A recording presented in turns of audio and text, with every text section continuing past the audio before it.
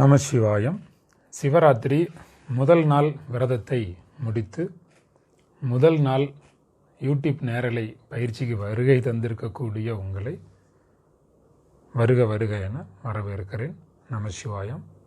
உங்களுக்கு எல்லாமே நன்மைகள் நடக்கட்டும். நம்ம லைஃப்பில் நிறைய பிரச்சனைகள் வருது. அந்த பிரச்சனைகளை சரி பண்ணிக்கிறதுக்காக நாம் சிவராத்திரிக்கு உண்ணாவிரதம் இருக்கிறோம். சிவராத்திரி 26ஆம் தேதி, இன்றைக்கி 6ஆம் தேதி, மொத்தமாக கண்டினியூவாக 21 நாட்கள். பிரச்சனைகள் இல்லாமல் வாழ வேண்டும் அப்படிங்கிறதுக்காக நாம் இந்த உண்ணாவிரதம் மேற்கொள்ளலை. பிரச்சனைகளை எதிர்கொள்ளக்கூடிய தைரியத்தை கொடு இறைவா, என் பிரச்சனைகளை சமாளிப்பதற்கு தவிடுபடியாக மாற்றுவதற்கு எனக்கு வல்லமை கொடு இறைவா, எனக்கு வலிமை வேண்டும், எனக்கு சக்தி வேண்டும், எனர்ஜி வேண்டும் அப்படிங்கிறதுக்காகத்தான் நாம் இந்த உண்ணாவிரதத்தை இருக்கிறோம். நம்ம வாழ்க்கையில் பிரச்சனைகள் வராமல் இருக்காது, பிரச்சனைகள் வரத்தான் செய்யும். எவ்வளவு தான் தலைகீழாக நின்று நீங்கள் குட்டிக்காரனை அடித்தாலும் ஒரு பப்ஸு உங்கள் கையில் கொடுத்தோம்னா டீசெண்டாக சாப்பிட முடியுமா? வெஜ்ஜு பப்ஸு, முட்டை பப்ஸு, சிக்கன் பப்ஸும் கையில் கொடுத்தாச்சு. அதை டீசெண்டாக உங்களால் சாப்பிட முடியுமா? வாய்ப்பே இல்லை. அதே மாதிரி தான் லைஃபு. பிரச்சனை இல்லாமல் வாழ முடியாது. என்ன தான் நீங்கள் வச்சு சாப்பிட்டாலும் கீழே உதிர்ந்து விழுகும், வாயில் உதட்டில் ஒட்டும், கையில் ஒட்டும், வரத்தான் செய்யும். லைஃப்பில் நீங்கள் அவ்வளவு ஒரு பிரச்சனைகளை சந்தித்து தான் ஆகணும். சந்திக்கக்கூடிய நேரங்களில் அதை நம்ம மீட் பண்ணணும், அதை சமாளிக்கணும். அதுதான் நமக்கு தேவை வருங்க. இப்போது மேடைகளில் பெண் வேடமிட்டு சில ஆண்கள் நடிப்பாங்க.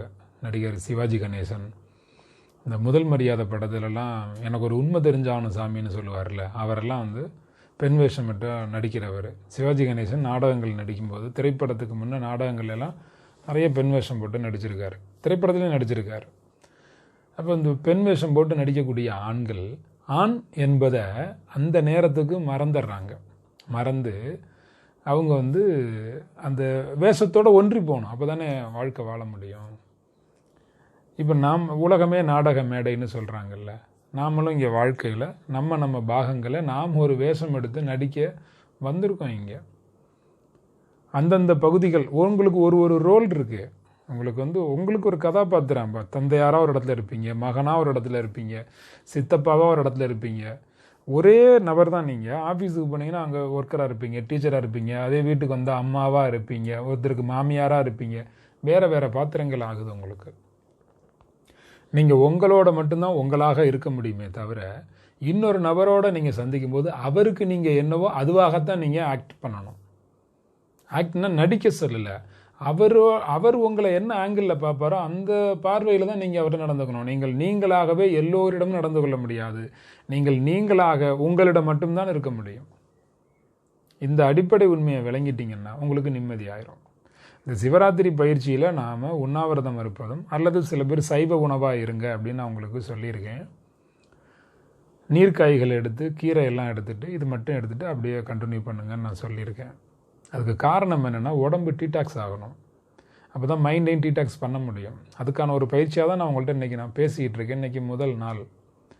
நமசிவாயத்துக்கு பெரிய விளக்கங்கள்லாம் உங்களுக்கு நான் ஏற்கனவே 5 தடவை உங்களுக்கு முன் தயாரிப்பு பயிற்சிகளில் உங்களுக்கு சொல்லியிருக்கேன். ஒவ்வொரு நாளுமே ஒரு விதமான நாம் விஷயங்கள் பேசத்தான் இருக்கிறோம். இதெல்லாம் எதுக்காக பேசுகிறோம்? இந்த சத்சங்கம் போன்ற அமைப்பான ஒரு நிகழ்வு நேரலை எதுக்காக கொடுக்குறோம்? உளவியல் ரீதியாக உங்களுக்கு ஒரு மாற்றம் கிடைக்கணும், இறைவனை நீங்கள் உணரணும். அதுக்காக கல்லையும் கனிய வைக்கக்கூடிய அற்புதமானது திருவாசகம். எல்லோரும் திருவாசகம் புத்தகம் வாங்குங்க. நான் உங்களுக்கு வாட்ஸ்அப்பில் திருவாசகத்துக்கான விளக்கங்கள், ஆடியோக்கள் அனுப்பிகிட்டே இருப்பேன். திருவாசகத்தில் முதன்மையானது சிவபுராணம். அதை நீங்கள் வாயெல்லாம் மணக்கும். நம்ம திருவாசகம் பாட பாட திருவாசகத்தை முற்றோதல் செய்வதற்கு நான் உங்களுக்கு கற்றுத்தருகிறேன். வாட்ஸ்அப்பில் உங்களுக்கு தினசரி தகவல் வந்துகிட்டே இருக்கும். சிவராத்திரிக்கான விரத பயிற்சியில் இன்னும் சேராதவங்க உடனடியாக டிஸ்கிரிப்ஷன் பாக்ஸில் இருக்கக்கூடிய லிங்கை டச் பண்ணி வாட்ஸ்அப் குரூப்பில் ஜாயின் பண்ணிக்கோங்க. தமிழ் பேசக்கூடிய, தமிழ் பேசி எழுத படிக்க தெரிஞ்ச அத்தனை பேரும், இப்போ எழுத படிக்க தெரிஞ்சவங்களுக்கு பார்த்து வாசிக்கலாம். எழுத படிக்க யாருக்கும் தெரியலைன்னா ஒருத்தர் வாசிக்கிறத காதில் வாங்கி அப்படியே வாசிக்கலாம், அப்படியே சொல்லலாம். திருவாசகம் முற்றுதல் பண்ணும்போது நாமும் சிவனுக்கு அடிமை, சிவன் அடியாராகலாம். அற்புதமானது திருவாசகம். எல்லாரும் திருவாசகம் வாங்குங்க. 21 நாளில் உங்களுக்கு திருவாசகத்தை முழுமையாக நான் உங்களுக்கு உணர்த்துகிறேன். கல்லையும் கனிய வைக்கும். அதுவும் முக்கியமாக சிவபுராணம் முதல் பதிகமாக இருக்கிறது திருவாசகத்தில். அதுதான் திரு ஐந்தெழுத்தை முதலாக கொண்டு துவங்கக்கூடியது. அடியார் எவர் தொழுதாலும் சிவபுராணம் சொல்லி தான் நாம் துவங்கணும். இது சிவபுராணமா சீவபுராணமா, ஜீவனுக்கானதா சிவனுக்கானதா, ஏன் இந்த பெயர் பெற்றது? மாணிக்கவாசகர் பெருமான் பரம்பொருளாக இருக்கக்கூடிய சிவபெருமானை எப்படியெல்லாம் அதில் விழிவேற்றுமையில் நிறைய சொல்லுவார். வாழ்க வெல்க விழித்து அவர் சொல்லுவார். அதில் தமிழ் அதில் எவ்வளவு செழுமையாக பயன்படுத்தியிருக்கார், அதெல்லாம் நீங்கள் திருவாசகத்தில் தெரிஞ்சுக்க முடியும். தமிழினுடைய தன்மையை ரொம்ப அருமையாக பயன்படுத்தியிருப்பார். அந்த அழகு கொஞ்சம் தமிழ் அழகு இதில். அதை நீங்கள் திருவாசகம் புத்தகம் வாங்குங்க. திருவாசகம் புத்தகம் உங்ககிட்ட இருந்துச்சுன்னா இப்போ நீங்கள் கமெண்ட் பண்ணுங்கள். வாங்கியிருந்தீங்க அப்படின்னா உங்கள்கிட்ட இருந்துச்சுன்னா இப்போ நீங்கள் கமெண்ட் பண்ணுங்கள். உடம்பில் இருக்கக்கூடிய ஜீவன் மூலாதாரம் மலக்குழி மல இடத்திலே சிக்கி போய் தாழ்ந்த நிலையில் இருப்பதை சிவனினுடைய பெருங்கருணையாலே சிவகதி அடைவதற்கு, தன்னிகரற்ற பெருநிலை அடைவதற்கு, அந்த பெருநிலையை பற்றி கூறி நாம் மிகச்சிறந்த ஆன்மீக முன்னேற்றம் அடைவதற்காக நமக்கு தரப்பட்டதுதான் திருவாசகம். பெருநிலையை நமக்கு காட்டும். நம்ம சீவன் மும்மலச் சேற்றிலே அகப்பட்டு திகைத்து சிக்கி நிக்கி எல்லா காலமும் காமத்தில் உழன்று காம சகதியில் மாட்டி கிடக்கிறது. சிவனின் திருவருளால் தான் நம்ம சீவனை மீட்டெடுக்க முடியும். சகதிக்குள்ள ஒரு வண்டி மாட்டிக்கிச்சு. இப்போ குட்டியான சகதிக்குள்ள சேருஞ்சகதிக்குள்ளேயும் மாட்டிக்கிச்சு ஒரு வயல்வெளியில். இப்போ என்ன பண்ணுவோம்? டிராக்டரில் கயிறை கட்டி இழுத்து எடுத்து விடுவோம், இல்லை ஜேசிபி வச்சு எடுத்து விடுவோம். அந்த மாதிரி நாம் சேருஞ்சகதிக்குள்ளேயும் மாட்டிக்கிட்டோம், சாப்பாடில் மாட்டிக்கிட்டோம். இறைவனை நினைக்க வேண்டிய நாம் இறையை மட்டுமே நினைக்கக்கூடிய நபராக மாறிட்டோம். சைவம் அப்படின்னா நாம் சாப்பாட்டில் சைவம் அப்படின்னு நினைக்கிறோம். இல்லை, சைவம்னா சிவனை வணங்குபவர்கள், சிவ தத்துவத்தை ஏற்பவர்கள், சிவ தத்துவத்தின்படி வாழ்பவர்கள், சிவனாகவே மாறுவர்கள் தான் சைவர்கள். நீங்கள் சாப்பிட்ற உணவில் சைவமாக இருந்தீங்கன்னா அதுக்கு பேர் சைவம் இல்லை, அதுவும் அசைவம் தான். வாயசைத்து சாப்பிட்ற எல்லா உணவுமே, அது கறி மீனாக இருந்தா என்ன, காய்கறியாக இருந்தா என்ன, எல்லாமே அசைவந்தான். எல்லாமே அசைவந்தான். திருவாசகம் எளிமையான நடை. நமச்சிவாய வாழ்க, நாதன்தாள் வாழ்க, நாதன் திருவடியே வாழ்க. கண்ணிமைக்கக்கூடிய நேரமெல்லாம் என் நெஞ்சிலிருந்து பிரியாதவருடைய திருவடி வாழ்க, இமைப்பொழுதும் என் நெஞ்சில் நீங்காதான் தாழ்வாழ்க. அதான் அர்த்தம். திருவாடுதுறை ஆண்டருளக்கூடிய குருவாகிய மாணிக்கத்தின் திருவடி வாழ்க, கோகழி ஆண்ட குருமனிதன் தாழ் வாழ்க, ஆகமம் ஆகி நின்று அன்னிப்பான் தாழ் வாழ்க. அன்னிப்பான்னா அணுகக்கூடியவன். அண்ணாமலை, அன்னிப்பான், அணுகுதல், அண்ணுதல், அண்ணன், எல்லாம் அணுகுமுறைன்னு அர்த்தம். சரியான பயிற்சி பெற்றால் சிவனை அணுகலாம், இல்லைன்னா அணுக முடியாது. அவர் அண்ணாத இடத்துக்கு போய் உட்காந்துருவார் அண்ணாமலையில். அவர் அன்னிப்பானாக இருந்து அவருடைய அவருடைய காலடியை நம்ம போய் சேரணும்னா அதுக்கான ரூட்டு தெரிஞ்சு போகணும். தானே ஆகமமாக நின்று நமக்கு அருகில் வருவார். ஆகமம் அப்படிங்கிறது ஒரு செயல்பாடு. நான் சொல்லித்தரேன், கவனமாக நீங்கள் கேட்டிருந்தீங்கன்னா சொல்லித்தரேன் உங்களுக்கு. அவர்தான் ஒருவர், அந்த ஒருவர் பலவாக இருக்கிறார். இப்போ உலகத்தில் எத்தனையோ பொருள் இருக்கு. தூணிலும் இருப்பார், துரும்பிலும் இருப்பார் கடவுள்னு சொல்லுவாங்க. ஏகன் அநேகன் அப்படின்னு ஒரு வாக்கியம் வந்து, ஏகன் அநேகன் இறைவனடி வாழ்க. இப்போ அதுக்கு என்ன அர்த்தம்? ஒருவனாகவும் இருக்கிறார், பல உருவம் கொண்டும் இருக்கிறார். ஒருவனாக இருக்கும் போதிலும் பல உருவம் கொண்டு இறைவனுடைய திருவடி இருக்கிறது. இறைவனின் திருவடி வாழ்க. ஒரு பென்சிலில் இருக்கார், ஒரு பேனாவில் இருக்கார், ஒரு சின்ன பொருள், சிம் கார்டு மாற்றுறதுக்கான ஒரு சின்ன பொருள், இதுலேயும் அவர் இருக்கார். எல்லா பொருள்லையும் இருக்கார். ஒரு சின்ன பேட்டரியில் அவர் வந்து இருக்கார். ஒரு லேப்டாப்பை சுத்தம் பண்ணுற ஒரு ப்ரஷ்ஷில் அவர் இருக்கார். ஒரு மயில் தொகையில் இருக்காரா? சரி, இருக்கார். சரி, ஓகே, எல்லாத்துலேயும் இருக்கார். இப்படி வச்சுக்கோமே. தூணிலும் இருக்கார், திரும்பிலும் இருக்காருன்னு வச்சுக்கோமே. இப்போ இந்த மயில் இறகுல இறைவன் இருக்கார் அப்படின்னு சொல்லிட்டோம்னா, இந்த மயில் இறகு வேறையாகவும் இறைவன் வேறையாக, மயில் இறகுக்குள்ள இறைவன் இருக்கிறார் அப்படின்னா இறைவன் வேற, மயில் இறகு வேறையாயிருது. இந்த பேனாவுக்குள்ள இறைவன் இருக்கிறார்னு சொல்லிட்டோம்னா இறைவன் வேற, இந்த பேனா வேறையா மாறிடுது. இப்போ தூணிலும் இருப்பார் துரும்பிலும் இருப்பார்னா தூணிலும் இருக்கிறார் அப்படிங்கும்போது தூண் இருக்கு, தூணுக்குள்ள கடவுள் இருக்கார் அப்படின்னா அப்ப தூண் தனி, ரெண்டு பொருள் ஆயிருது பாருங்க. துரும்பிலும் இருப்பார்னா துரும்பு தனியாகவும் துரும்புக்குள்ள கடவுளுக்கு ரெண்டு பொருள் ஆயிருது. இப்போ கடைக்கு போறோம், நிறைய தங்க நகை இருக்கு, டிசைன் டிசைனா தங்க நகைகள் இருக்கு. இப்போ நம்ம பார்க்குறோம், தங்கம் எல்லா நகையாகவும் மாறி இருக்கு. தங்கம் எல்லா நகையாகவும் மாறி இருக்கா, அல்லது எல்லா நகைக்குள்ளேயும் தங்கம் இருக்கா? செயினிலும் தங்கம் இருக்கு, மோதிரத்திலும் தங்கம் இருக்குன்னு சொன்னா அது எப்படி? அது தங்க நகை எல்லாம் அடுக்கி வச்சிருக்காங்க.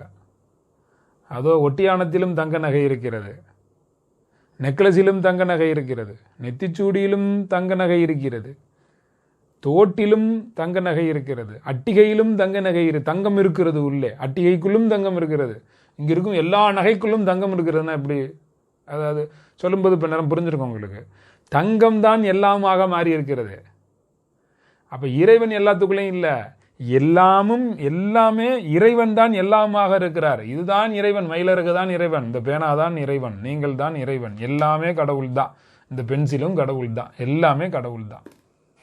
தூணிலும் இருக்கிறார், துரும்பிலும் இருக்கிறார், எல்லாமுமாகவே அவர் தான் இருக்கிறார். தங்கம் தான் எல்லா நகையாகவும் இருக்கிறது, கடவுள் தான் எல்லா பொருளாகவும் இருக்கிறார். ஏகன் அநேகன் இறைவனடி வாழ்க.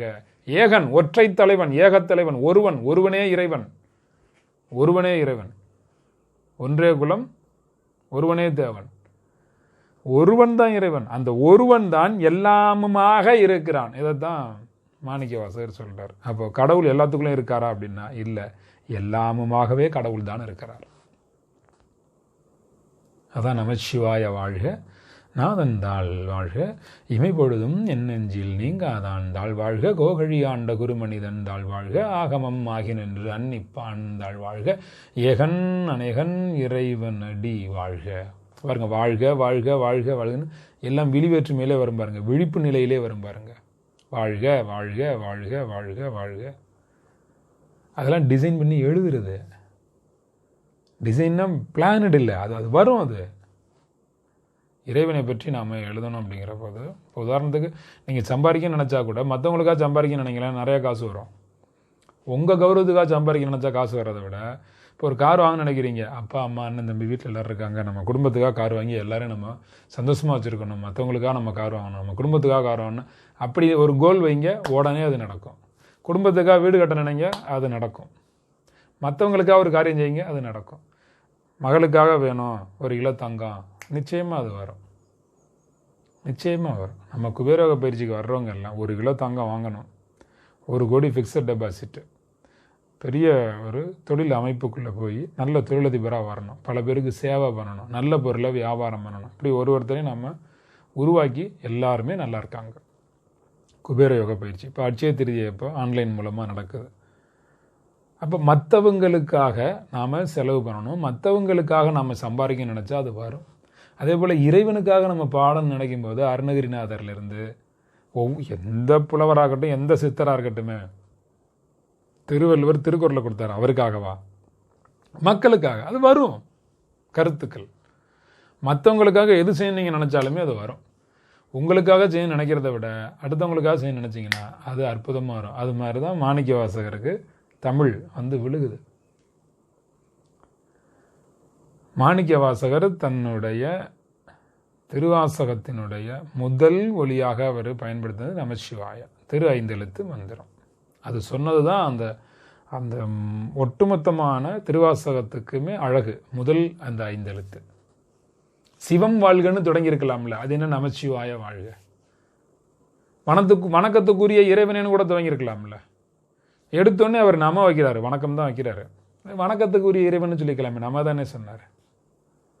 நமன்னு முதல்ல சொல்லி அடுத்து சிவ சொன்னார். வணக்கம் இறைவா. சிவன்னா இறைவன், சீன்னா சிவன், வான்னா அம்பாள், அருள், சக்தி.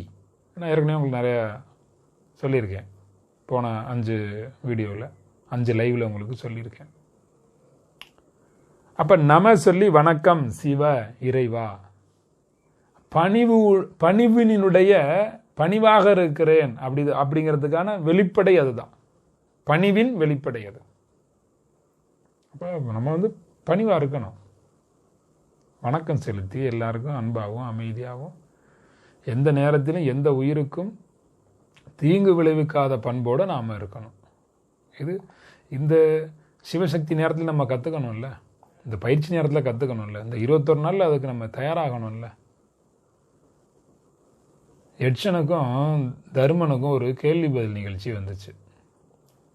மகாபாரதத்தில் ஒரு காட்சி. யட்சன் கேள்வி கேட்குறான், மனிதனுக்கு எல்லா காலத்திலையும் துணையாக இருக்கிறது எது? அவர் சொன்னார், மனதைரியம்னாரு. தன் கையே தனக்கு உதவி. நமக்கு கவலை வந்து, நமக்கு பிரச்சனை வந்து, நம்ம நொந்து நூடுல்ஸ் ஆகி நொந்து போய் நம்மளை காப்பாற்ற யாருமே இல்லையா, நம்ம தான் காப்பாற்ற, நமக்கு ஒரு தைரியம் வரும் பாருங்க, நமக்கு ஒரு வெறி வரும் பாருங்க, அதுதான் சூப்பர் மூமெண்ட். அந்த செகண்ட் தான் நாம் புதுசாக பிறக்கிறோம்.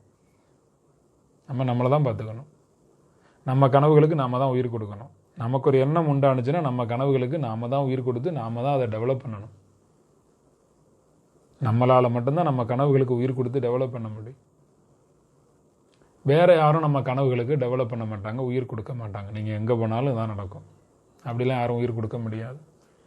உங்கள் கனவுக்கு நீங்கள் தான் உயிர் கொடுக்கணும். இதை முதல்ல மனசில் நினைங்க, பாதி ஸ்ட்ரெஸ் இப்போ உங்களுக்கு போயிடும். அடுத்து யட்சன் கேள்வி கேட்டான், பூமியை விட கனமானது எது? தர்மன் சொன்னார், தாயினுடைய உள்ளம் அப்படின்னாரு. ஒரு பிள்ளைகிட்ட இருக்கக்கூடிய எல்லா குறைகளையும் தாங்கி எதை யார்கிட்ட சொல்லணும், அப்பாவுக்கும் மகனுக்கும் மகளுக்கும் அப்பாவுக்கும் சண்டை எதுவும் வந்துச்சுன்னா, குடும்பத்தில் கூடிய பிரச்சனைகள்லாம் ஒருத்தர்கிட்ட சொல்லாமல் சமாதானப்படுத்தி எல்லா சோகங்களையும் தாங்கிக்கிட்டு பிள்ளைகிட்ட பாசத்தை மட்டுமே வெளிப்படுத்தக்கூடியதான் தாய். அடுத்து யட்சன் கேள்வி கேட்டான், ஆகாயத்தை விட உயர்ந்தவர் யார்? தர்மர் சொன்னார், தந்தை அப்படின்னார். எந்த எதிர்பார்ப்பும் இல்லாமல் அவர் உழைக்கிற உழைப்பை எல்லாம் தன் மகனுக்காக மகளுக்காக கொடுத்துருவார். பிள்ளைக்கு ஒரு 25 வயசு மகளுக்கு ஆகுதுன்னா அன்றைக்கி பிள்ளைக்கு கல்யாணம் பண்ணி வைக்கணும்னா இந்த தகப்பனுக்கு 55 வயசு 60 வயசு ஆகிருக்கும். இவருக்கு ஒரு 50-55 வயசு ஆகும்போது தன்னுடைய மகளுக்கு 25 வயசு இருக்குமா? அப்போ அந்த 50-55 வயசுங்கிறது ஒரு ரிட்டையர்மெண்ட் ஏஜா? அந்த ஏஜில் இதெல்லாம் சம்பாரித்து அப்படியே அடங்கி அவர் வந்து கொஞ்சம் அந்த பணங்கிறது இளமை காலத்தில் சம்பாரித்து வச்சுருப்பாரா? மகளுக்கு கல்யாணம் நடக்குமா? மகளுக்கு கல்யாணம் நடக்கும்போது இத்தனை 25 வருஷமாக சம்பாரித்த மொத்த காசையும் தன் மகளுக்கு கல்யாணங்கிற பேரில் சீர்வரிசை நகை பணம் எல்லாம் கொடுத்து கல்யாண செலவெல்லாம் செய்து இருக்கிற மொத்தத்தையும் அந்த மகளுக்கு செலவுக்கே மகளுடைய கல்யாணத்துக்கே செலவு பண்ணிட்டு அவர் 0 ஸ்டேட்டில் அன்றைக்கி தன்னுடைய மகளுக்கான கல்யாணத்தை முடிச்சுட்டு தன்னுடைய வாழ்க்கையை அவர் 0வில் திரும்ப ஆரம்பிப்பார். அவர் எவ்வளோ பெரிய தியாகி அந்த தகப்பன். இப்போ ஆகாயத்தை விட ஒரு உயர்ந்தவர் தானே. இன்னும் சில தகப்பன் 5 லட்சம் 10 லட்சம் கடன் வாங்கி கல்யாணம் பண்ணிட்டு தன்னுடைய வாழ்க்கையை -5 லட்சத்தில் ஸ்டார்ட் பண்ணுவாங்க. எவ்வளோ பெரிய கொடுமை. -5 லட்சம் 10 லட்சம் 1 லட்சம்னு அவங்க வாழ்க்கையை ஸ்டார்ட் பண்ணுவாங்க. எப்போ? 55-50 வயசில் அவங்க திரும்ப தன்னுடைய வாழ்க்கையை ரீஸ்டார்ட் பண்ணணும், ஃபஸ்ட்லேருந்து ஆரம்பிக்கணும். அப்போ எவ்வளவு தியாகியாக இருக்கார் பாருங்க. அதனுடைய அத்தனை ஆண்டு கால உழைப்பையும் தன் மகளுக்காக கொடுத்துட்றாங்களே, அதை நம்ம உணரணும். இப்போ இந்த சிவராத்திரி நேரத்தில் சிவ தத்துவம் சிவ குடும்பங்கிறத நம்ம உணரணும். சிவ குடும்பம் நமக்கு இதெல்லாம் உணர்த்துகிறது. இந்த நேரத்தில் நம்ம இதெல்லாம் சிந்திச்சு நாம் சேஞ்ச் ஆகணும். இந்த உண்ணாவிரத பயிற்சியில் இருக்கிறவங்க அல்லது சைவ உணவில் இருக்கக்கூடியவர்கள், நீங்கள் இந்த 21 நாள் பயிற்சியில் நீங்கள் ஏன் ஈடுபடுகிறீர்கள் என்பதை ஒரு நோக்கமாக இப்போ உருவாக்கணும். ஒரு நோக்கத்தை ஒன்று உருவாக்கணும். அந்த நோக்கம் சரியான நோக்கமாக இருக்கணும். குபேர செல்வ சம்பத்துக்காக உண்ணாவிரதம் இருக்கிறீங்களா? கடன் அடைவதற்காக இருக்கிறீங்களா? என்ன நோக்கம்? உங்கள் கோல் என்ன? குடும்ப பிரச்சனைகள் சண்டைகள் தீர வேண்டுமா? பிள்ளைகள் நல்லா இருக்கணுமா? படிப்பு நல்லா வரணுமா? எதுக்காக நீங்கள் உண்ணாவிரதம் இருக்கிறீங்க? ஒரு நோக்கத்தை எடுங்க. 2-3 நோக்கம் வைக்கிறீங்களா? வைங்க. ஒரு நோக்கம் இருந்தால் நல்லது. 2-3 வேண்டிய இல்லை, ஒன்று இருந்தால் நல்லது. குழந்தை பாக்கிய பிரச்சனைகள், திருமண பிரச்சனைகள் எதுவும் இருக்கா? குழந்தை பாக்கிய பிரச்சனை அப்படின்னா நீங்கள் சஷ்டி விரதம் வர்றது நல்லது, ரொம்ப சுபிட்சம். அது ஒவ்வொரு ஆண்டுமே 6 நாள் சஷ்டி விரதம் நம்ம வந்து அனுசரிக்கிறோம். ரொம்ப சிறப்பாக ஒரு நோக்கத்தை உருவாக்குங்க. ஒரு நோக்கம் இருந்து எல்லாரும் இருக்காங்க நம்ம உண்ணாவிரதம் இருக்கக்கூடாது, ஒரு நோக்கத்தோடு இருக்கணும். காற்றை விட வேகமானது எது அப்படின்னு எட்சன் கேட்கும்போது தர்மன் சொன்னார், மனுஷனோட மனம்தான் அதிவேகமானது. ஒரு புல் வளருது, அது ரொம்ப வேகமாக வளரும். அதை விட வேகமாக வளர்றது எதுன்னு கேட்டோம்னா தர்மன் சொன்னார், கவலை தான் வேகமாக வளரும். உங்களுக்கு கவலை உண்டாகி, கவலைக்குள்ளே மூழ்கி, கவலை வளர்ந்து, கவலை கனமாகி, கவலையை பற்றி நீங்கள் யோசிக்க அந்த கற்பனை தான் மனபாரம் ஆகுது. கவலை கூட பிரச்சனை இல்லை, கவலையை பற்றி நம்ம கற்பனை பண்ணுறோம் பார்த்தீங்களா, இமேஜினேஷன், அதுதான் பெரிய பிரச்சனை, ரொம்ப பெரிய பிரச்சனை. ஒருத்தர் ஒரு ஊரை விட்டு வெளில போகிறாங்க அப்படின்னா அவருக்கு எது துணை நிற்கும்னு கேட்கும்போது தர்மன் சொல்றாரு, அவன் பெற்ற கல்வி. மரணத்தை நெருங்கி கொண்டிருப்பவனுக்கு எது துணை நிற்கும் அப்படின்னா அவன் செய்த தர்மம் தான் துணை நிற்கும். செல்வத்தை சேர்க்க எது துணையாக நிற்கும்? அவனுடைய முயற்சி. செல்வம் என்பது முயற்சியாலும் உழைப்பாலும் இன்டெலிஜென்ஸ் அறிவாலும் பழக்க வழக்கத்தாலும் செயல்பாடுகளினாலும் ஒரு பொருளை வியாபாரம் செய்வதனாலும் உழைப்பால் மட்டும்தான் காசு வரும். அந்த உழைப்பை சொல்லிக் கொடுக்க தான் குபேர யோகம் பயிற்சி தினசரி 7 மணிக்கு நேரலை கொடுத்துக்கிட்டு இருக்கோம் நம்ம யூடியூப்பில். ஏப்ரல் 24 பயிற்சி ஆரம்பிக்குது, அட்சய திருதியை முன்னிட்டு ஆன்லைன் மூலமாக கட்டண பயிற்சி. எட்சன் கேள்வி கேட்குறாரு, எல்லா செல்வங்களிலும் பெரியது எது? போதும் என்ற மனநிறைவு தான் பெருஞ்செல்வம் அப்படிங்கிறார். எல்லா லாபங்களை விடவும் உயர்ந்த லாபம் எது அப்படிங்கும்போது நோயற்ற உடல் தான் லாபம் அப்படிங்கிறார். நோய் இல்லாத உடல். அதனால தான் நான் உங்களுக்கு ஹெல்த்தை பற்றி பயிற்சி நடத்தி நோய் இல்லாத உடல் கொடுக்குறேன். இப்போ ஆர்கன் டெக்ஸ் போயிட்டுருக்கு. ஆன்மீகத்தில் நீங்கள் வரணும் அப்படிங்கிறதுக்காக தான் ஒரு பிறவியற்ற நிலை, ஒரு ஆன்மீக நிலை உயர்வாக இருக்கணும் அப்படிங்கிறது இந்த சிவராத்திரி பயிற்சிகள். இன்னும் 21வது நாள் 26ஆம் தேதி பிப்ரவரி அன்னைக்கெல்லாம் முழுக்க மிகச்சிறப்பான ஆன்மீக பேச்சு உங்களுக்கு கிடைக்கும். அந்த ஆன்மீக சத்சங்கத்தில் நீங்கள் நிறைய உணர்வீங்க, நிறைய விஷயங்கள் தெரிஞ்சுக்கிடுவீங்க. நீங்கள் ஹெல்த்தை பற்றி பயிற்சி இருக்குது, மைண்டை பற்றி பயிற்சி இருக்குது, வெல்த்தை பற்றி பயிற்சி இருக்குது. இப்போ நிறைய திருமண சடங்குகள் சம்பிரதாயங்கள்லாம் இருக்கும் பார்த்தீங்களா. இப்போ அம்மி மிதிக்கிறது எதுக்கு?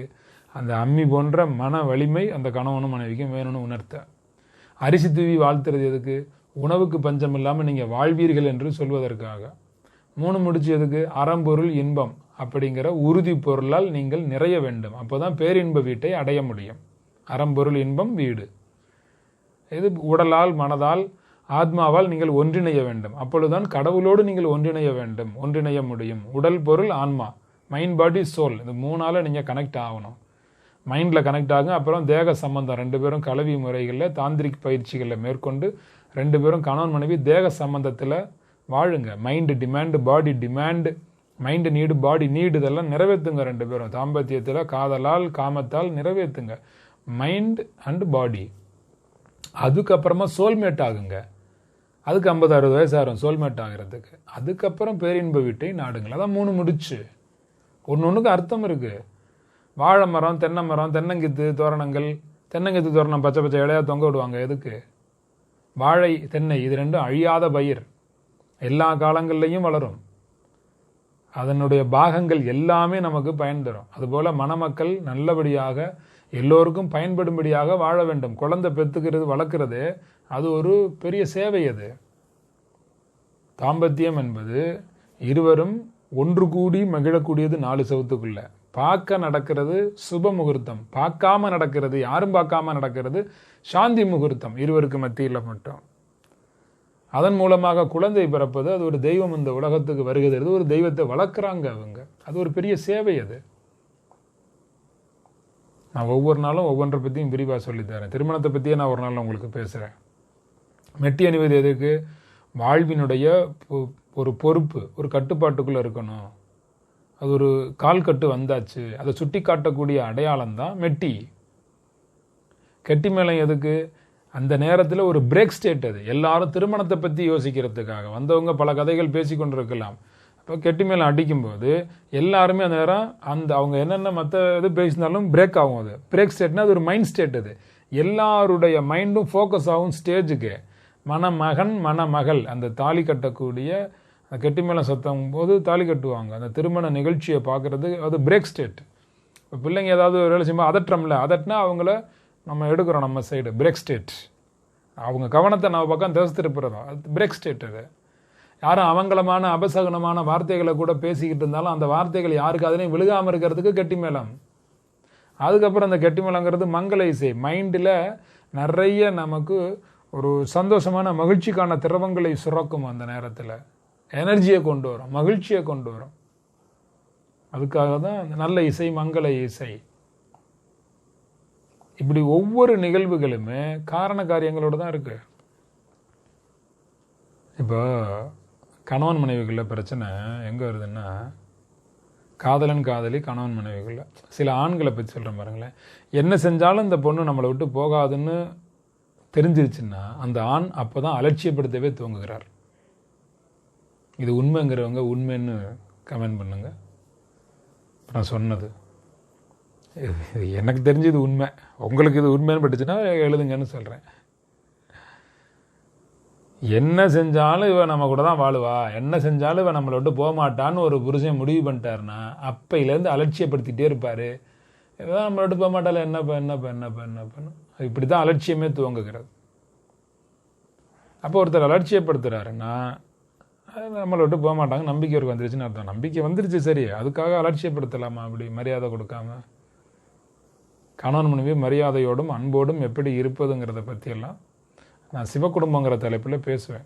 இப்போ சில பேர்லாம் பார்த்து இந்த வயசில் உனக்கு இது தேவையா, அந்த வயசில் உனக்கு கல்யாணம் தேவையா, இந்த வயசில் உனக்கு கார் தேவையா, இந்த வயசில் உனக்கு வீடு தேவையா. இங்கே பாருங்க, இந்த வயசில் இது தேவையா, அந்த வயசில் இது தேவையான்னு யாரை பார்த்து நீங்கள் எதுவுமே கேட்க வேண்டியதில்லை. எந்த வயசில் எது அவங்களுக்கு தேவைன்னு தீர்மானிக்கிறதுக்கு அவங்களுக்கு தான் தெரியும். இந்த வயசில் உனக்கு எதுக்கு செயின்? ஏன் 64 வயசில் ஒருத்தர் லிப்ஸ்டிக் போட்டுட்டு இருந்தாங்க. நான் மலேசியாவில் ப்ரோக்ராமுக்காக போயிருக்கேன். 64 வயசில் லிப்ஸ்டிக் போட்டுக்கிட்டு இருக்காங்க. நான் அவங்கள்ட்ட கேட்டேன், நீங்கள் சிறு வயசுலாம் லிப்ஸ்டிக் போட்டிருக்கீங்களா, அது மாதிரிலாம் ஒப்பனைகள் செய்திருக்கிறீங்களா, முக ஒப்பனை? இல்லை அப்படின்னாங்க. ஏன் அப்படின்னு கேட்டேன். கணவர் உயிரோடு இருக்கிற வரைக்கும் அவர் இதெல்லாம் செய்ய விட மாட்டார். எனக்கு அப்போல்லாம் ஆசை, 25-30 வயசுல அது மாதிரிலாம் இருக்கணும்னு. என் கணவர் எனக்கு 50 வயசு இருக்கும்போது இறந்து போனார். அதுக்கப்புறம் தான் நான் லிப்ஸ்டிக் இது போல் ஒப்பனைகள்லாம் செய்ய ஆரம்பித்தேன். இப்போது அவங்களுக்கு லிப்ஸ்டிக் அல்லது முக ஒப்பனைகள் இது எல்லாமே ஆசை இருந்துச்சு. அந்த ஆசை நிறைவேற்றுறது கணவன் தடையாக இருந்தார். அவர் இல்லைன்னு வந்த பிறகு அவங்க செயல்படுத்த ஆரம்பிக்கிறாங்க ஒப்பனைகள், முக ஒப்பனைகள். இது தவறு நம்ம எப்படி சொல்ல முடியும்? அவங்களுக்கு தேவைன்னு தோணுதோ, அவங்களுக்கு இது ஆசையாக இருக்குது, பண்ணுறாங்க. யாரும் எது வேண்டுமானாலும் செய்யலாம். அவருக்கோ பிறருக்கோ தொந்தரவு தராத எந்த செயலையும் செய்யலாம். மனசுக்கு பிடிச்சதை எல்லாருமே செய்யலாம். எந்த தொந்தரவுகளுமே யாருக்கும் இருக்கக்கூடாது. ஒருத்தர் அமெரிக்காவில் வேலை பார்த்துக்கிட்டு இருக்காரு.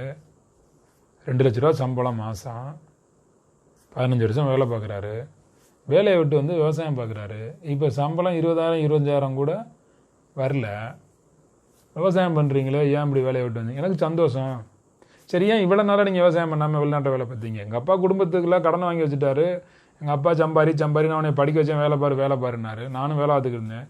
எங்கள் அப்பா இப்போ இறந்துட்டாரு. எனக்கு ஆசை விவசாயம் பண்ணதான். எனக்கு 20,000 வந்தானே 2,000 வந்தானே தற்சார்பு வாழ்க்கை. நானே நானே எல்லாமே விவசாயம் பண்ணுறேன், நானே பொருள் எடுத்துக்கிறேன், நான் சம்பாதிக்கிறேன், அதை வச்சு சாப்பிட்டுக்கிறேன், எனக்கே எல்லா பொருள்களும் இருக்குது அப்படிங்கிறாரு. அது அவருக்கு தேவைன்னு படி. இதெல்லாம் உனக்கு தேவையா? நம்ம போய் அவரை கேட்க முடியாது. இது மாதிரி நிறைய பேர் நீங்கள் கேட்குறீங்க, இதெல்லாம் உனக்கு தேவையான்னு. உங்களை பார்த்து சில பேர் கேட்குறாங்க, இதெல்லாம் உங்களுக்கு தேவையான்னு. இதெல்லாம் உனக்கு தேவையான்னு நம்ம கேட்கறதுக்கு நம்ம என்ன கடவுளா? கடவுளே கேட்க மாட்டார். முதல்ல கடவுள் கேட்கவே மாட்டார். யாருக்கு என்ன தேவைன்னு தீர்மானிக்க நம்ம யாரு? இந்த வயசில் உனக்கு தேவைன்னு யாரையும் பார்த்து நீங்களும் கேட்காதீங்க, உங்களையும் பார்த்து யாரும் கேட்கக்கூடாது. அவங்களுக்கு என்ன தேவைன்னு அவங்களுக்கு தெரியும். யார் வேணும், எப்படி வேணும் வாழலாம், மனசுக்கு பிடிச்சபடி வாழலாம். அவங்களுக்கும் பிறருக்கும் அதனால் தொந்தரவு வரக்கூடாது. யாருக்கும் எந்த தொந்தரவும் தராமல் எப்படியும் வாழ்ந்து கொள்வதற்கு அவரவர்களுக்கு இங்கே உரிமை 100% உண்டு. 100% உண்டு. சிறப்பாக வாழுங்க, சிறப்பாக வாழுங்க. திருவாசகத்தினுடைய சிறப்பே அந்த ஆகம முறைகள் தான். ஆகம முறைகள், ஆகமங்கள் அப்படிங்கிறது, இப்போ வேதங்கள்னு ஒன்று இருக்குது, ஆகமங்கள்னு ஒன்று இருக்குது. வேதங்கள் அப்படிங்கிறது இறைவனுடைய இயல்புகள் என்ன, இறைவனுடைய பண்புகள் என்ன, இறைவனுடைய கொள்கைகள் என்ன, இறைவன்னா யாரு, இதையெல்லாம் சொல்கிறது வேதங்கள். ரிக், யசூர், சாம, அதர்வன வேதங்கள், இந்த வேதங்கள்லாம் நம்ம கேள்விப்பட்டிருக்கோம்ல. வேத பண்டிதர்கள், வேத பாடங்கள்லாம் இருக்குல்ல, வேதங்கள்லாம் இதை தான் சொல்லித்தரும். இறைவனினுடைய ரியாலிட்டி அதை சொல்லிக் கொடுக்கும். ஆகமங்கள்னா என்னன்னா, அந்த இறைவனை எவ்வாறு அடைவது அப்படிங்கிற ப்ராசஸ் இருக்குல்ல, அந்த ப்ராசஸை நமக்கு சொல்றது ஆகமங்கள். திருவாசகத்தினுடைய சிறப்பே அது ஆகமம். இறைவனை அடைவதற்கான ப்ராசஸை நமக்கு சொல்லித் தருது. அதுக்கு ஆரம்பத்தில் இப்போ நான் சொல்கிறேன் பாருங்க, அன்பாருங்க, பண்போடருங்க, யாரையும் குறை சொல்லாதீங்க, நீங்களும் யாரும் குறை சொல்கிற மாதிரி நடந்துக்காதீங்கன்னு இப்போ நான் சொல்லிக்கிட்டு இருக்கேன்ல சில பண்புகள் எல்லாம். இதெல்லாம் நீங்கள் வளர்த்தெடுத்து வந்தால் தான் இறைவனுக்கிட்ட நாம் நெருங்க முடியும். நாம் இறைவனை உணரணும், நாமே இறைவன் ஆகணும் அப்படின்னா சிவம் என்பது ஒரு ஸ்டேஜ்னு உங்களுக்கு ஏற்கனவே சொல்லியிருந்தேன். சிவம் என்பது ஒரு நிலை, அதுக்கு திருவாசகங்கிறது கோர்ஸ். திருவாசகங்கிற கோர்ஸை முடிச்சிட்டோம் அப்படின்னா அதுக்கப்புறம் அதை ப்ராக்டிஸ் பண்ணணும். அதை ப்ராக்டிஸ் பண்ணால் அது லைஃப்பில் ப்ராசஸ் ஆகும். லைஃப்பில் ப்ராசஸ் ஆயிடுச்சுன்னா நாமும் சிவம் ஆகலாம். சிவன் ஆகுவதற்கான வழிமுறைகளை ப்ராசஸை சொல்கிறது தான் திருவாசகம். ஆகம விதி, ஆகமங்கள். ஆகமம்னா அந்த ப்ராசஸ், இறைவனை அடைவதற்கான பயன்பாடுகள். ஆகம விதிப்படி கட்டப்பட்ட கோவில்னு சொல்லுவாங்கல்ல. ஆகமம்னா ஒரு கோவில் எப்படி கட்டணுங்கிற செயல்பாடை சொல்றது, அந்த செயலுக்கு வர்றது. வேதங்கள் என்பது அறிவு, ஆகம் என்பது அந்த அறிவை பயன்படுத்துவது. இந்த ஆகமங்கள் தான் இறைவனுக்கு அருகில் நம்மளை கொண்டு போய் சேர்க்கும். அறிவை பயன்படுத்தணும். அதான் நான் அடிக்கடி சொல்லுவேன், அறிவு குப்பை நிறைய பேருக்கு இருக்குங்க. என்னங்க இப்படி சொல்றீங்க? அவங்களாம் எவ்வளோ பெரிய அறிவாளி தெரியுமா? நிறைய கற்று வச்சிருக்கிறீங்க, அறிவு சேர்ந்துருக்கு, ஆனால் அதுக்கு பேர் அறிவு குப்பைன்னு பேர் அப்படின்னு அடிக்கடி சொல்லுவேன். அறிவு சேர்த்து வச்சுக்கிட்டு சும்மா இருந்தால் அதுக்கு பேர் அறிவு குப்பை தானே. யூஸ் பண்ணணும் இல்லை, 4 பேருக்கு பயன்படணும் இல்லை, 4 பேருக்கு பயன்படணும். ஆகமங்கள் என்பது, திருவாசகம் என்பது ஆகமங்கள், அது இறைவனுக்கு அருகில் நாம் செல்லக்கூடியதற்கு வழிகாட்டுகிறது. அதனால தான் ஆகமம் ஆகி நின்று அன்னிப்பான் தாழ்வாழ்கன்னு சொன்னார். ஆகம நெறி தந்து அருகில் வர சொல்லுகிற, வர செய்கிற வள்ளல் யார் தெரியுமா? இறைவன். ஆகமத்தை எங்களுக்கு இறைவா சொல்லி கொடுத்து, எனக்கு அருளை கொடுத்து. ஒரு படத்தில் வரும்ல, உங்களை எப்படி கரெக்ட் பண்றதுன்னே தெரியல, நண்பேண்டான்னு ஒரு டைலாக் வரும், சந்தானம் படம் ஒரு படம். அதில் நயன்தாரா பார்த்து ஆர்யா சொல்கிற மாதிரி ஒரு காட்சி ஒன்று வரும், உங்களை எப்படி கரெக்ட் பண்ணுறதுனே எனக்கு தெரியல அப்படின்னு.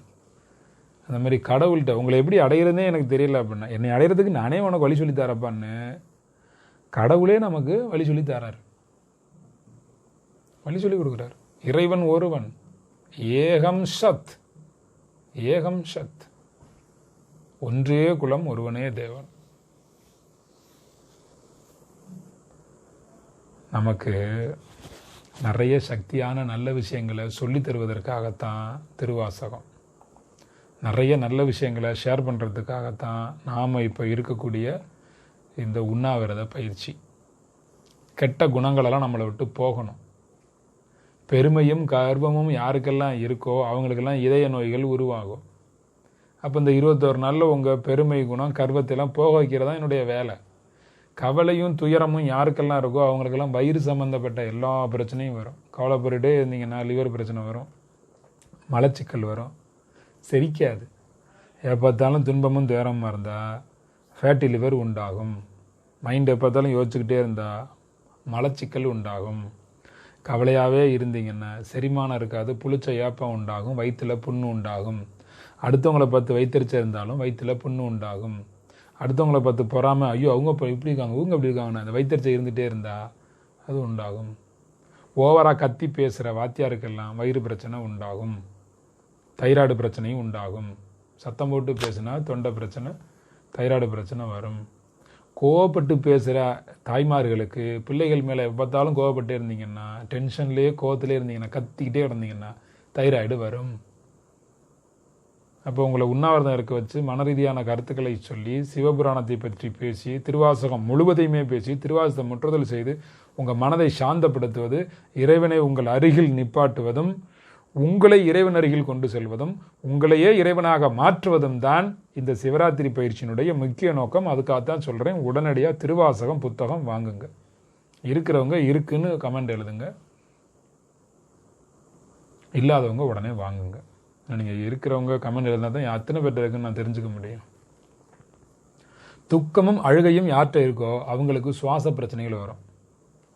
எதுக்கு எடுத்தாலும் அழுகிறாங்க, எப்போ பார்த்தா அழுகலைனாலும் அழுகிற மாதிரியே இருக்கிறாங்க அப்படின்னா சுவாச பிரச்சனைகள் வரும். பயப்பட்டுக்கிட்டே இருக்கிறாங்க, சந்தேகப்பட்டே இருக்காங்க, சந்தேக புத்தி அதிகமாக இருக்குன்னா சிறுநீரகம் சீரழியும், சிறுநீரக பிரச்சனை வரும். எரிச்சலாகவும் கோபமாகவும் எப்போ பார்த்தாலும் இருக்காங்கன்னா கல்லீரல் நோய் நிச்சயம் அவங்களுக்கு வரும். அமைதியும் மகிழ்ச்சியும் தான் நோயை குணமாக்கும். நல்ல சிந்தனைகள் நல்ல சுரப்புகளை உருவாக்கும், நல்ல சுரப்புகள் வேலை செய்ய வைக்கும். சந்தோஷமாக இருந்தால் நல்லா இருக்கலாம். சந்தோஷமாக இருந்தால் நல்ல சுரப்பு, இல்லைன்னா கெமிக்கல் பாடி ஆயிரும். ஆல்கஹால் பாடியா அல்கலைன் பாடியான்னு நீங்கள் தான் முடிவு பண்ணணும். சாந்தமும் அமைதியுமாக இருந்தால் ஆல்கலைன் பாடியாக இருக்கும். டென்ஷன், கோவம், பல மன உணர்வுகள் போயிட்டே இருந்துச்சுன்னா அப்போ உடம்பு பிரச்சனையாகி அது ஆசிட் பாடி ஆயிரும். ஆசிட் பாடியை அல்கலைன் பாடியாக சேஞ்ச் பண்ண தான் நான் உங்களுக்கு உணவு கட்டுப்பாடை சேர்த்து வைக்கிறேன் இந்த 21 நாள் பயிற்சியில். மனம் எந்த ஒன்றுடன் தொடர்பின்றி இருந்தால் அது விடுதலை என்று பெயர். மனம் ஓய்வாக பேசாமல் இருந்தால் அதுக்கு பேர் நிர்வாணம் என்று பெயர். நிர்வாண சாமின்னா ட்ரெஸ் இல்லாமல் இருக்கிற ஒரு நிர்வாண சாமி நம்ம நிறைய இடங்களில் கேள்விப்படுறோம், பார்க்குறோம். நிர்வாணங்கிறது மனசு ஓயக்கூடிய நிலைமை. மனசு ஓய்ந்து போயிடணும், அதுதான். மனசு ஓய்தா? ஓய மாட்டேங்குதே.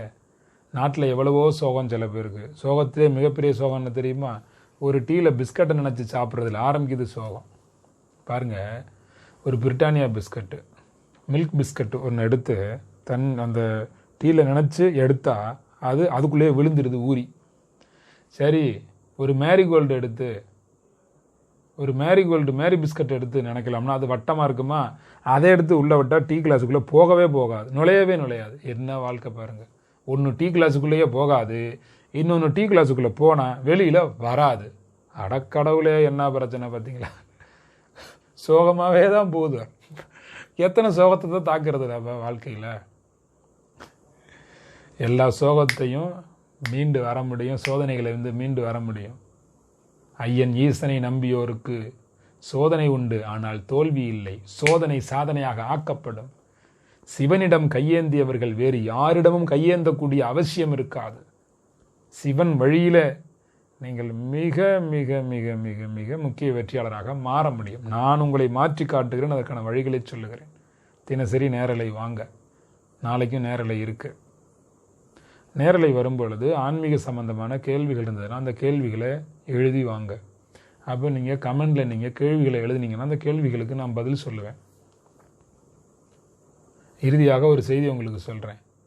பள்ளிக்கூடம் முடிஞ்சு போச்சுன்னா நம்ம குரு நம்மளை விட்டு பிரிஞ்சிடுவார், நம்மளும் பிரிஞ்சிடுவோம். நம்ம குரு யாரோ. கல்லூரி படிப்பு முடிஞ்சுன்னா நம்ம நண்பர்கள் யாரோ. ஆளாளுக்கு அங்கங்கே வேலைக்கு போயிடுவோம். வேலை கிடச்சிருச்சுன்னா நம்ம அப்பா நமக்கு காசு கொடுத்துட்டு இருந்திருப்பார் இவ்வளவு நாளாக. இப்போ நாம் சம்பாதிக்க ஆரம்பித்தோன்னா அப்பாவோட தேவை நமக்கு இருக்காது. அப்போ அப்பாவும் யாரோ ஆயிடுறாரு. திருமணம் நடந்துருச்சுன்னா நம்மளை பார்த்துக்க இன்னொருத்தர் வந்துடுறாங்க. அப்போ பெத்த தாய்கிட்டேருந்து வரக்கூடிய அன்பை விட நம்ம இணையர் அன்பு அதிகம் தர்றதுனால அப்போ தாயும் யாரோ ஆயிடுறாங்க திருமணம் நடந்த உடனே. இளமை நம்மளை விட்டு போயிடுச்சுன்னா, இளமை போனோடனே நம்ம உடம்பு யாரோன்னு ஆயிடுது. இளமை இருக்கிற வரைக்கும் உடம்பை ரொம்ப கவனிப்போம். இளமை போயிடுச்சு அப்படின்னா அங்கங்கே சுருக்கங்கள் உண்டாயிருச்சு அப்படின்னா நம்ம அது பெருசாக கவனிக்கிறது இல்லை. இளமை போயிடுச்சுன்னா உடல் யாரோ ஆயிடுது.